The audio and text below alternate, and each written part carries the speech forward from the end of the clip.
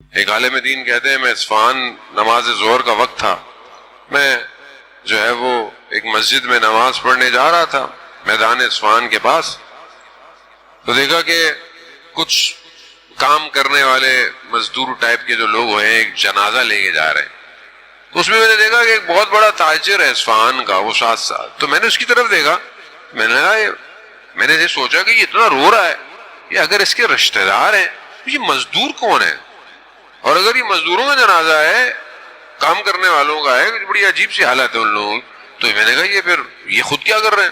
ابھی میرے ذہن میں یہ خیال ہی آیا، تو تاجر نے مجھے کہا کہ شیخ جنازے میں نہیں چلو گے اولیاء خدا کے؟ میں عجیب سا ہو گیا، میں کہا پتہ نہیں کس کا، میں ساتھ چل پڑا۔ وہ بالکل اصفہان میں جو غسل خانے کی جگہ تھی بہت دور تھی، کہہ رہا وہاں لے گا، میں تھک بھی گیا، تو میرے اندر خیال آیا، میں نے کیا ان کی بات مان لی، اول وقت نماز بھی چلی گئی، جماعت بھی چلا گیا، پتہ نہیں کس کا جنازہ ہے یہ۔ ابھی میں سوچ رہا تھا تو تاجر نے بولا پوچھو گے نہیں جنازہ کس کا ہے؟ میں نے کہا نہیں کس کا ہے؟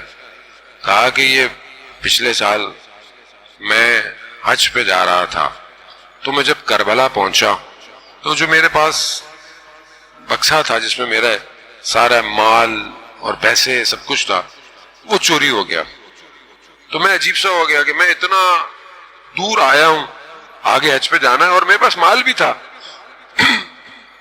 تو بڑا دل میرا اداس ہوا، اور اسی حالت میں بڑا شکستہ کہ میں اب کیا کروں، کس سے کہوں، کسی کو جانتا بھی نہیں کربلا میں۔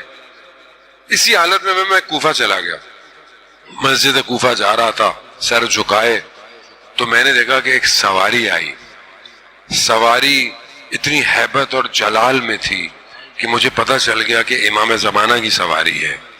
جیسی گزری تو امام نے مجھ سے پوچھا کہ کیا بات ہے، کیوں اتنے اداس لگ رہے ہو؟ تو میں نے کہا نہیں مولا سفر کی تھکاوٹ ہے، تھکا ہوا ہوں۔ امام نے کہا اچھا بھائی یہی بات ہے، کوئی اور بات نہیں ہے؟ تو پھر میں نے کہا نہیں مولا مال چوری ہو گیا ہے، میں حج پہ کیسے جاؤں؟ تو کہا امام نے وہاں پر آواز دی ہالو ہالو، اچانک سے دیکھا اصفہان میں کام کرنے والا شخص، کام کرنے والا، میں نے اس کو دیکھا تو میں نے کہا یہ تو وہی لگتا ہے مجھے، لیکن میں کچھ بولا نہیں۔ تو امام نے کہا کہ جاؤ اس کا جو سامان چوری ہو گیا وہ لے کر آؤ اور اس کو مکہ لے کر جاؤ۔ اچانک سے امام کی سواری غائب ہو گئی، اس نے مجھے بولا فلانی جگہ پہ آنا تمہارا مال مل جائے گا۔ میں وہاں گیا، میرا سارا مال، کہا تالا کھول کے دیکھ لو کوئی کمی تو نہیں ہے؟ میں نے دیکھا کوئی کمی نہیں ہے۔ کہا اس کو سنبھال کے رکھ کے آؤ، فلانی جگہ آنا میں تمہیں مکہ لے جاؤں گا۔ وہ مجھے مکہ کے قریب لے گیا، اچانک سے قدم بڑھاتے ہی کہا حج کرو واپس یہی آنا، اور اگر تمہارے کچھ جاننے والے پوچھے تو بولنا میں کسی شارٹ رستے سے آیا تھا، بتانا نہیں کسی کو۔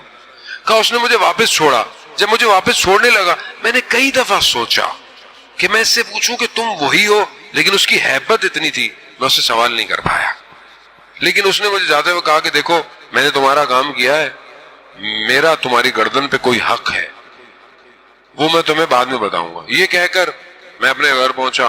آپ عمرے زیارت پہ آتے ہیں، لوگ ملنے آتے ہیں، کہا یہ بھی ملنے آیا، تو میں کھڑا ہونے کی کوشش کی، اس نے اشارہ کیا کسی کو نہیں بتانا میں کون ہوں۔ اس نے کہا کہ دیکھو فلانے دن میں مر جاؤں گا، دن بھی پتا تھا، میرے گھر آنا، میرے بیگ میں ایک بیگ ہے اس میں میرا کفن اور 8 دھرم رکھے ہوئے ہیں، مجھے دفنا دینا۔ تو کہا آج وہی دن ہے، یہ اللہ کا ولی تھا اور ہمیں نہیں پتا۔ عزیزان محترم، اللہ کا ولی ہونے کے لیے قلب وسیع کرنا پڑتا ہے، اپنا دل، اللہ صلی اللہ